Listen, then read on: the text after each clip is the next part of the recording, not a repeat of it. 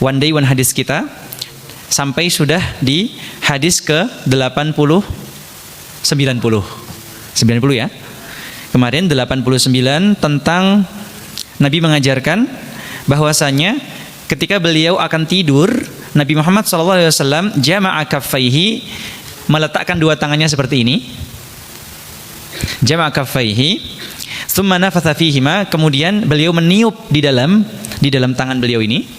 Faqara'a, kemudian beliau membaca fihima, di dalam kedua tangannya, surat-surat Al-Mu'awwidzat. Ada surat Al-Ikhlas, kemudian Al-Falaq, kemudian An-Nas. Sudah hafal semua ya? Maka tiga surat ini disebut dengan surah Al-Mu'awwidzat, bahwasanya surat yang diturunkan oleh Allah Subhanahu wa taala sebagai pelindung, perisai untuk manusia agar dijauhkan dari gangguan jin dan manusia. Tsumma yamsahu bihima mastata'a min jasadi. Lalu Nabi Muhammad SAW mengajarkan kalau bubuk habis dibacakan qul a'udzu birabbil falaq, qul a'udzu birabbin nas, bismillahirrahmanirrahim, kemudian diusapkan dari ujung kepala menuju ujung kaki. Tayyib. Ya bada'u bihima ala ra'sihi wa wajhihi wa ma aqbala min jasadi. Dan Nabi memulai dari atas kepalanya, kemudian dari depan, kemudian menurun ke bawah, kemudian sampai kepada kaki. Yaf'alu dzalika thalatha marrat, dan melaksanakan hal tersebut setiap sebelum tidur. Ritualnya Nabi seperti itu. Dilakukan berapa kali? Tiga kali. Maka ini juga sama buat teman-teman sekalian, kalau kita mau bubuk, kalau mau kita istirahat malam hari sebelum tidur, baca dulu apa? Trikul, surat Al-Mu'awwidzat, kemudian ditiupkan lalu diusapkan ke seluruh tubuh. Nah, setelah ini di hadis yang ke-90 ini, insya Allah hadisnya lebih mudah, doanya lebih pendek, dan mungkin nggak perlu Ustadz sampaikan, kalian sudah hafal. Doa mau tidur apa? Yang benar bismika Allahumma ahya wa bismika amut, atau bismika Allahumma amut wa ahya?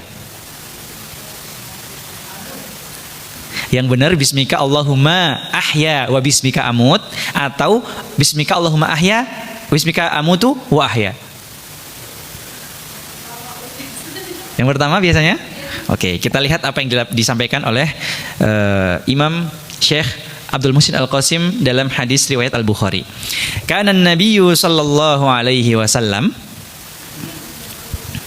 idza arada ayyanama qal bismika Allahumma amutu wa ahya. Tayyib. Berarti bismika Allahumma ahya wa bismika amut, atau bismika Allahumma amutu wa ahya?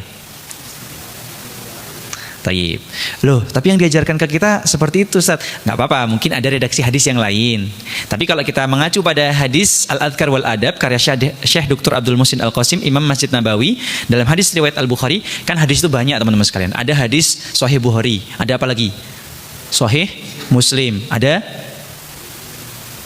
apa itu? Sahih Tirmidzi, Sunan Tirmidzi, ada lagi Ibnu Majah, Sunan Ibnu Majah, Sunan Abu Dawud, ada Musnad Imam Ahmad. Oh, banyak sekali hadis itu.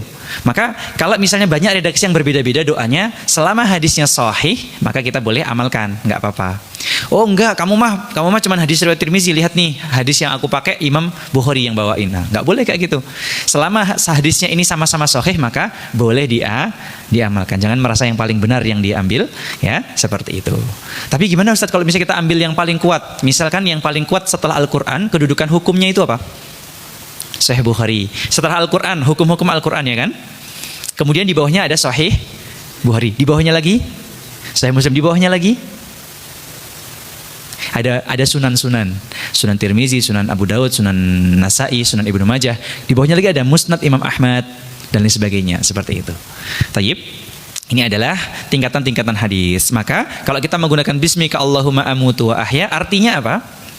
Dahulu Nabi SAW idza aroda, idza itu bahasa Arabnya apabila, aroda kalau mau, Nabi kalau mau, ayyanama tidur, qol beliau berdoa bismika Allahumma, dengan nama engkau ya Allah, Allahumma aku memohon, amutu jika aku meninggal, wa ahya ataupun jika aku hidup. Kan kemarin sudah diajarkan dari Ustadz Rizky, kemudian kami juga menyampaikan, Ustadz Rizky menyebutkan bahwasanya doa sebelum tidur isinya subhanakallahumma bi rabbi bika wada'tu jambi, sampai panjang itu ya. Yang artinya kalau misalnya aku itu meninggal, tolong ampuni. Tapi kalau aku itu nanti masih hidup, tolong dijaga. Fahfadha kama tahfadu biha ibadakas sholihin. Lalu juga kami menyampaikan sebelum tidur jangan sampai lupa baca ayat kursi. Surah Al-Mulk mana Ustadz? Surah Al-Mulk. Al-Mulk adakah? Mana Al-Mulk? Ya, tapi Al-Mulk ini tidak termasuk daripada Adhkarun Naum. Dia hanya amalan-amalan yang bisa kita laksanakan sunnah-sunnah Nabi di malam hari. Jadi bukan pas mau tidur. Jadi kalau dia bacanya habis maghrib, baca Al-Mulk pun nggak apa-apa, nggak harus sebelum tidur. Makanya hadisnya di sini nggak ada, bukan nggak ada, tidak disebutkan di bab sebelum tidur. Taib, seperti itu. Tapi kalau pengen baca Al-Mulk nggak apa-apa, mau bacanya habis maghrib, habis isya, pas nggak mau tidur nggak apa-apa, karena memang doa dan bacaan surah Al-Mulk itu tidak khusus untuk Adhkarun Naum, tidak khusus untuk zikir-zikir mau tidur, seperti itu. Ya Allah, dengan nama Engkau jika aku hidup ataupun aku mati. Loh, kenapa kok doanya Nabi jika aku hidup atau aku mati? Tahu nggak kenapa kira-kira? Karena tidur itu sejatinya kita sedang mati. Teman-teman, lah Ustadz kan masih bernafas. Iya, memang bernafas. Dia masih hidup. Tubuhnya, jasadnya masih hidup, tapi rohnya, jiwanya sama Allah angkat. Makanya doanya Nabi itu in arsaltaha fahfadha. Tapi kalau misalnya engkau mengambil ruh tersebut, tolong dijaga ataupun tolong diampuni ya Allah. Ya. Kalau misalnya ruhku ini engkau ambil dan enggak engkau kembalikan lagi, tolong diampuni ya Allah. Tapi kalau engkau kembalikan lagi, tolong dijaga sebagaimana engkau menjaga hamba-hamba engkau yang salih. Karena sejatinya kalau kita tidur itu kita sedang mati. Maka teman-teman dirahmati Allah Subhanahu wa taala, orang yang sedang tidur kalau tiba-tiba meninggal, ngerasain sakit nggak teman-teman sekalian? Kan sakit itu ada sakratul maut, sedangkan sakratul maut rasanya ngeri sekali. Bahkan Nabi pun ketika merasakan sakratul maut, Nabi kesakitan. Lalu bagaimana dengan orang yang tidur? Orang lagi tidur, habis itu meninggal, Allah ambil ruhnya. Kira-kira dia merasakan sakit atau tidak? Siapa yang bisa jawab? Bisa merasakan sakit? Orang yang tidur? Oke. Siapa yang pernah mimpi buruk? Mimpi buruk, terus tiba-tiba dia bangun tidur, sampai bahkan dia bangun tidurnya itu sampai nangis karena saking buruknya mimpinya. Ada yang pernah? Pernah? Dalam mimpi itu menangis terseduh-seduh. Pas bangun beneran nangis. Pernah? Oke. Kemudian bagaimana perasaannya setelah itu? Takut? Apa bahagia? Takut. Waduh, ya Allah, kenapa ini? Langsung takut ya. Maka sejatinya ruhnya orang ketika Allah Subhanahu wa taala kembalikan ke dalam jasadnya, misal nih sudah waktunya bangun, Allah kembalikan ruhnya tadi, maka jasadnya ini dia akan bisa merasakan apa yang dia alami saat itu. Makanya Allah Subhanahu wa taala kadang kalau kasih nanti ya, setelah Adhkarun Naum ini kita akan masuk ke bab tentang ar-ru'ya. Apa itu ar-ru'ya? Mimpi. Kalau nggak salah sekitar 2 lembar lagi kita selesai. Enggak banyak, 3 lembar lagi. 3 lembar lagi kalau kita selesai dari Adhkarun Naum ini, kita masuk ke bab ar-ru'ya, bab tentang mimpi. Apa sih ru'ya as-shalihah? Apa sih hulumul mufzi? Apa sih mimpi-mimpi yang dulu Allah SWT kirimkan kepada para nabi dan rasul, kemudian para sahabat, kemudian para orang-orang salih? Itu maksudnya apa? Kemudian apa sih mimpi-mimpi buruk yang Allah kirim kepada orang-orang hamba-hambanya yang mungkin dia kadang suka bermaksiat? Hikmahnya apa? Nanti ada. Maka orang-orang yang ketika dia tidur lalu ia mendapati ruhnya dicabut oleh Allah SWT, ada 2 pilihannya. Kalau dia orang yang beriman, maka dia akan mendapatkan kondisi tubuhnya itu tidak merasakan sakit atau bahkan minim rasa sakit. Kalau dia orang beriman. Karena dikatakan ruhnya orang beriman itu kalau dicabut sama Allah dengan lembut. Malaikat siapa yang mencabut nyawa? Israfil apa Izrail? Malaikat Israel. Dalam riwayat yang lain ada yang bilang Azrail atau apa? Azrail ya.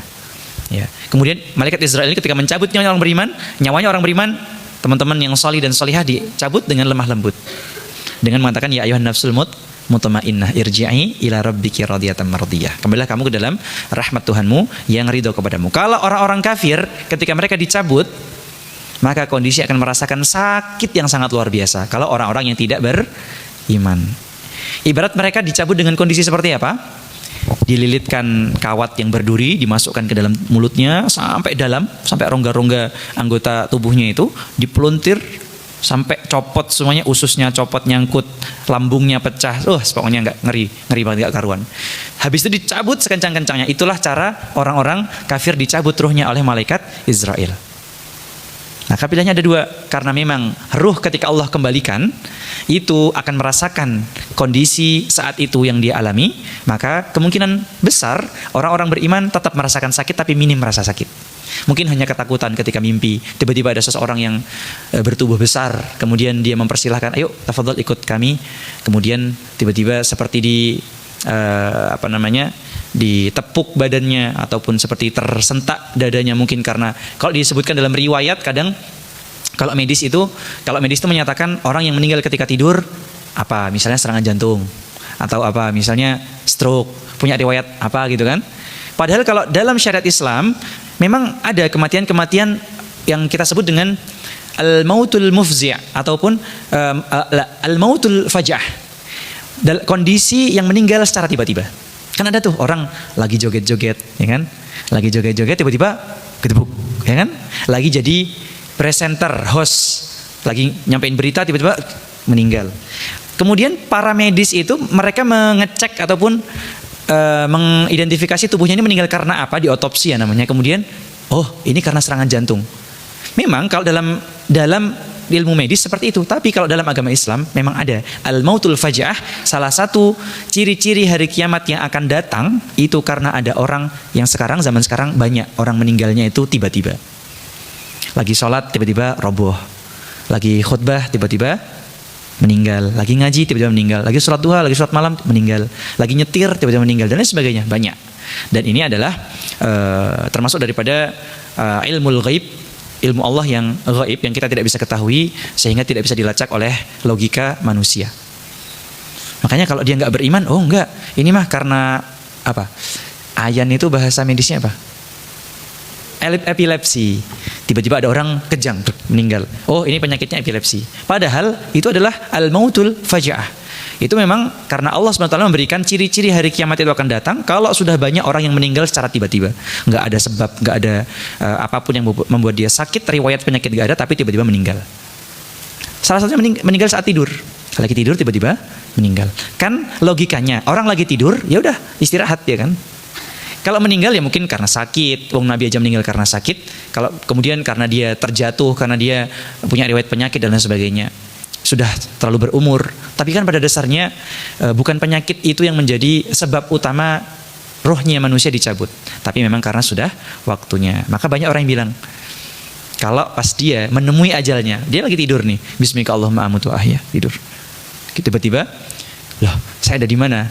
Tiba-tiba ada orang, tiba-tiba seperti nyata, kehidupannya seperti nyata. Habis itu, pas dia merasakan kehidupan yang nyata, dia baru nyadar kalau dirinya sudah meninggal. Kok dia cium bau aneh, kemudian dia nggak bisa bangun, kemudian dia mulai ditanya, man rabbuka, man nabiyuka, wa ma dinuka, wa ma kitabuka, ditanya satu persatu. Lalu dia sudah mulai nih, apa yang terjadi ini? Kemudian dia mengatakan, fayaqula rabbi laula akhartani ila ajalin qarib.